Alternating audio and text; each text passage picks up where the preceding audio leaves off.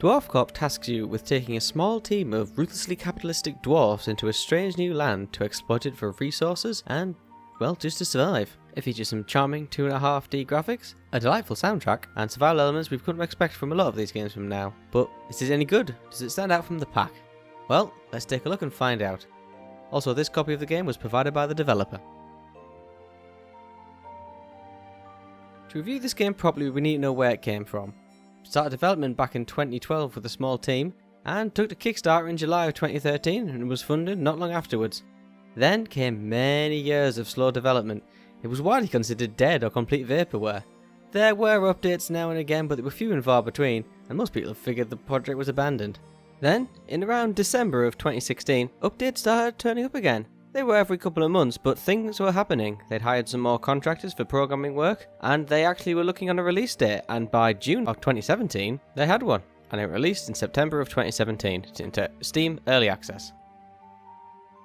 Now just before this, there was a demo available, and I had actually played it before a release date was announced, and it was quite buggy.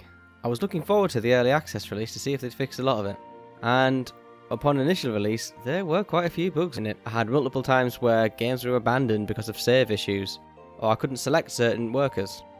However, credit to the devs, ever since the game has actually been released, they've been fairly frequent with updates, updating it pretty much every week with the influx of crash reports from users, which I imagine there was quite a few.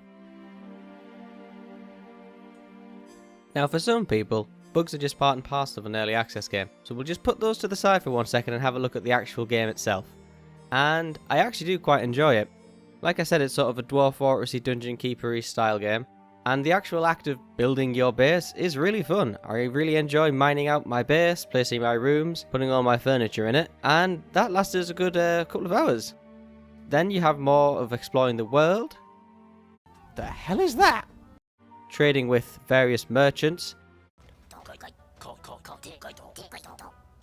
creating a menagerie of birds, building my farm, and so on. Plus, while playing it, it is a joy to look at, and the soundtrack is pretty great. I do sometimes find myself just pausing the game just for a couple of seconds to listen to a bit more of that song that I'd heard previously.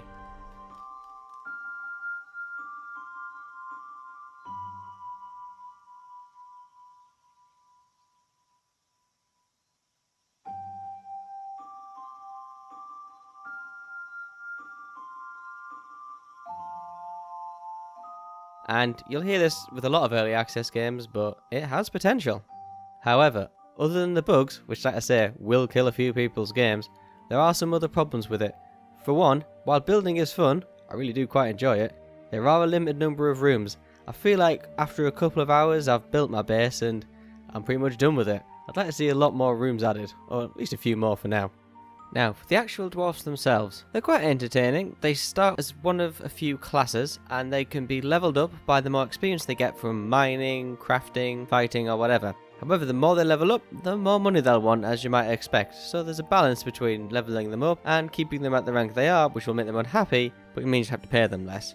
One thing I'd like to see added with these dwarfs is the ability to change their names. It would be really fun to be able to have all the dwarfs as your friends' names or your enemies' names, should you so wish. Also, another thing to talk about is the UI. Now, it's not brilliant, but it's gone through at least 2 changes while I've been playing the game. First, it increased the text size to make it more readable, and it's also gone through a redesign to make it more clear in general.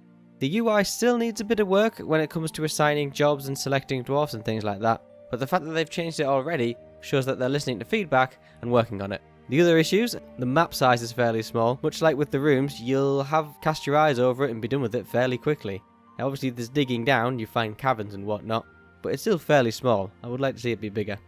Now the other big issue is the economy. While having traders pop up is quite fun, they are quite varied. You get mole people, elves, dwarfs, necromancers and so on. It's very easy to break this economy. Now, as you might expect, like most games, some traders will buy certain items at a higher price and sell certain items at a lower price. However, the snowballing effect is very real. It only takes a couple of gold ores bought from the dwarves and then sold to the goblins, and then some mana bought from the necromancers and sold back to the dwarfs. I found myself rolling in money very quickly once I figured out how to do this. It used to be a lot worse, with things being 4 times the price difference in earlier versions of the game. But they've rebalanced this, so it's definitely on the way, but it still needs quite a bit of work. So with all that being said, I guess it's time to decide what I think. Well, I'm actually quite hopeful for this one. While it is a very early access title and it has got a lot of problems, ever since the game was released and the developers started charging for their work, it's had a lot more development put into it. There's been a lot more updates, bug fixes, and hopefully if they can keep this pace going forward, they should make these roadmap targets that they've sort of laid out. And if they hit some of those, then it'll be great. Would I buy it right now?